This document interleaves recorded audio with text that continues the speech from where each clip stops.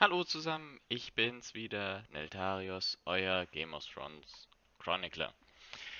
Heute geht's in unserem Free-to-Play-Guide um die verfügbaren Speerkommandanten.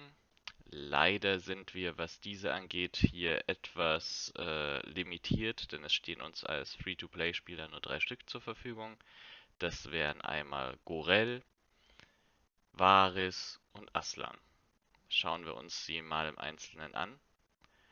Gorell hat von den Wutkosten her eine Fähigkeit, die relativ in Ordnung ist. Sie reduziert die Verteidigung der Infanterie und der Kavallerie um 200%. Immerhin gibt uns Gorell 150% Speerkämpfer-Angriff und 150 Speerkämpfer-Verteidigung als Stats für unsere Truppen. Wenn ihr schon länger spielt, habt ihr Gorell auch sehr wahrscheinlich auf 4 Sterne, auch als Free-to-Play-Spieler. Das heißt, immerhin könnt ihr eine gute Anzahl an Truppen dank ihnen mitnehmen. Meiner Einschätzung nach, seine Fähigkeit ist nicht so toll, auch wenn die Wutkosten in Ordnung sind. Deswegen würde ich Gorell eher im B, wenn nicht sogar C-Bereich nur anlegen, weil er einfach keinen Schaden macht. Als zweiten Kommandanten hätten wir dann Varys. Er macht immerhin etwas Schaden. 500 Wutkosten sind völlig in Ordnung. Er fügt in einem kreisförmigen Bereich Fähigkeitsschaden zu, bis zu 600% des Truppenangriffs, allerdings auf maximal 3 Ziele. Außerdem belegt er das gegenwärtige Ziel mit 2 Debuffs, die reduzieren den Angriffsschaden um 50% und auch den Fähigkeitsschaden um 35% für 4 Sekunden. Ist an sich eine okay Fähigkeit für einen Free-to-Play-Kommandanten. Allerdings gibt er von den Stats her nur 150% Speerangriff und sonst keine weiteren Stats. Außerdem ist Varys noch nicht erweckbar, das heißt die Truppengröße, die er mitnehmen kann, ist etwas begrenzt. Ähm, Ich würde Varys dennoch ein bisschen besser einschätzen als Gorell, dadurch, dass er Schaden macht und Debuffs gibt und noch dazu immerhin 150% Truppenangriff. Das heißt, ich würde Varys hier im B-Bereich letztendlich ansiedeln. Kommen wir zum letzten Free-to-Play-Kommandanten, den wir haben. Das wäre Aslan. Aslans Fähigkeit kostet 650 Wutkosten. Er fügt 700% Fähigkeitsschaden zu des Truppenangriffs und reduziert seine Wut um 80. Außerdem erhöht er den Angriff eurer Speerkämpfer um 150%, für 4 Sekunden allerdings.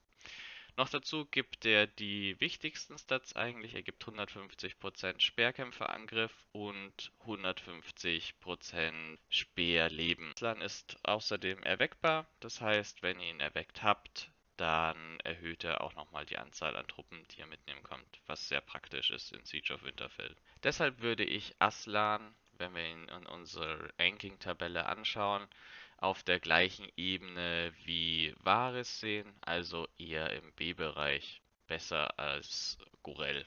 So, das war's leider erstmal mit den Kommandanten, die uns als Free-to-Play-Spieler zur Verfügung stehen. Allerdings, was ich euch auf jeden Fall empfehlen würde, gerade in Bezug auf der Belagerung von Winterfell, es gibt immer mal wieder Möglichkeiten, an Kommandanten-Tokens zu kommen. Wenn ihr diese sinnvoll einsetzen wollt, dann nutzt sie zum Beispiel, um euch Patello zu holen. Patello ist für die Belagerung von Winterfell einer der besten Speerkommandanten und selbst wenn ihr ihn nur auf Grau habt, seine Fähigkeit ist es definitiv wert. Sie kostet nur 300 Wut. Außerdem fügt er dadurch Fähigkeitsschaden zu von 960% eures Truppenangriffs. Außerdem heilt ihr eure verwundeten Soldaten in einem Heilungskoeffizient von 300. Das heißt, allein schon seine Fähigkeit, auch wenn er nur grau ist er definitiv wert, in eurer Formation als Hauptkommandant zu stehen. Sein Schaden ist gut, er heilt eure Soldaten und er setzt seine Fähigkeit sehr, sehr oft ein. Das heißt, definitiv wert, euch den Kommandanten zu holen. Außerdem könnt ihr euch genauso gut Hector holen. Er ist, sagen wir mal, halb Free-to-Play, da ihr ihn über die Wehrholzbaum-Erinnerungsevent holen könnt. Seine Fähigkeit ist auch sehr, sehr gut, auch wenn ihr ihn nicht auf Gold haben solltet oder in einer anderen Farbe. Auch auf Grau ist er definitiv gut einzusetzen. Seine Fähigkeit kostet allerdings 800 Wut, äh, fügt Fähigkeitsschaden zu in Höhe von 840% des Truppenangriffs.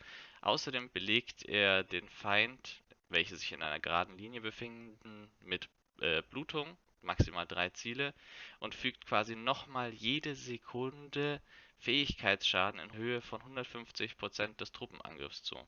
Das heißt, er macht Initialschaden plus einen Debuff, der nochmal Schaden über Zeit gibt, was sehr, sehr gut ist. Außerdem verringert er zudem die Verteidigung und das Leben der gegnerischen Kavallerie, wenn er gegen Kav kämpft, um 225%. Plus er gibt gute Stats, je nachdem auf welcher Höhe ihr ihn habt. Wie gesagt, Grau lohnt es sich allein schon wieder wegen der Fähigkeit und später natürlich, je besser er von der Farbe her wird, auch wegen den Stats. Das heißt, die zwei Kommandanten, auch wenn ihr sie nur grau haben solltet, sind definitiv wesentlich besser in unserem Ranking als die goldenen Free-to-Play-Kommandanten.